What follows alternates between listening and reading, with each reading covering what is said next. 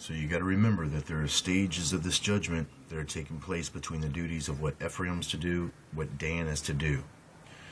Ephraim is to bring about Dan. Ephraim is to break this last seal so that Dan can appear as these mighty men, to where the Bible says, those that are upon the earth shall wonder after those that were not written in the book of life from the foundation of the world, from the beginning of days.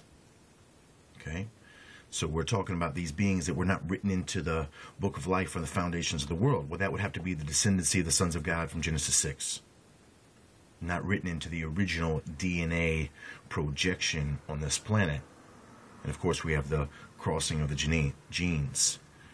So that's what the Bible is referring when it says that we shall wonder after those that were not written in the book from the foundations of the world. And it would be the descendancy that is being known as Dan, or called as Dan. Dan is an anagram. Rearrange the letters, you get DNA. It's the reference to the Grail, the DNA that they themselves are after, that they are trying to trace back through their own elite bloodlines. Of course, all of this relates back to 12-strand DNA. It relates back to the quest for them to become gods. It relates to the symbolism for the Washington Monument, even the Capitol itself being shaped like the head or a dome, and then there being a rod that is piercing out. And then you would think about Isaiah as he describes this serpent as a piercing serpent. And then you think about the Kundalini, and it's the luminous rod that pierces the top of the head. The Kundalini serpent is to be a crooked serpent. Isaiah describes this serpent Leviathan in the very same manner as a crooked, piercing serpent. So all of this serpent scenario, if you could understand how this relates to the rising of the Kundalini serpent in their goal to achieve illumination, you would have to think that Dan himself has already achieved this illumination. So when Dan comes, it will be like the appearance in the description of Joel 2 that describes these beings as like a race or people that have not been seen or will ever be seen again. And this will be the appearance of Dan. But Dan himself has been bound. And you can check the book of Enoch or even the Hebrew Bible that the descendancy, the Nephilim, have been bound. So Dan links up as a mighty man which has been bound. Ephraim is taken upon itself the great work via the great slogan of Freemasonry to bust the seal. So Dan will judge his people by the fire, smoke, and brimstone of Revelation chapter 9 via the symbolism of the locust now.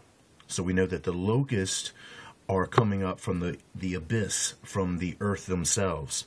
But Ephraim is the one that commits the final act. Ephraim's the one that commits the final sacrifice that breaks the seal, that causes all of the deaths. And that would be calling down that great fire from the sky. They've been given the power to perform this miracle. Now, as we talked about Ephraim being English Ephraim and representing itself as a descendancy of the one of the lost 10 tribes of Israel, becoming a multitude of nations by Jacob's own word, look at the olive branch. And then begin to think about the Aryan symbolism that is always used with the eagle. And then you could overlay the Nazi eagle directly over top of this, and you can begin to see that there's almost an Aryan coup d'etat within the nation of Israel that's been taken over through this lineage of Ephraim that has now found itself in English Freemasonry. Incredible. Incredible, and it's all right here in the Bible. So research the torn olive branch of the book of Romans if I can't get to it.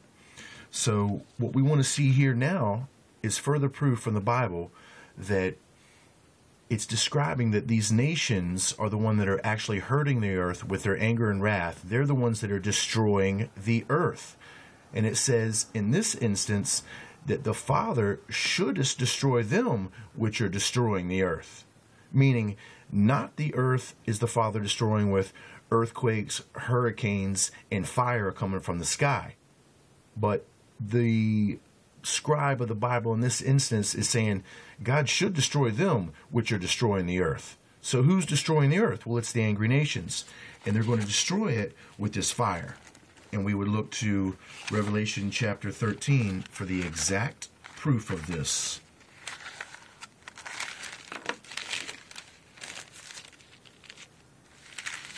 And we'll have to get to it when I come back.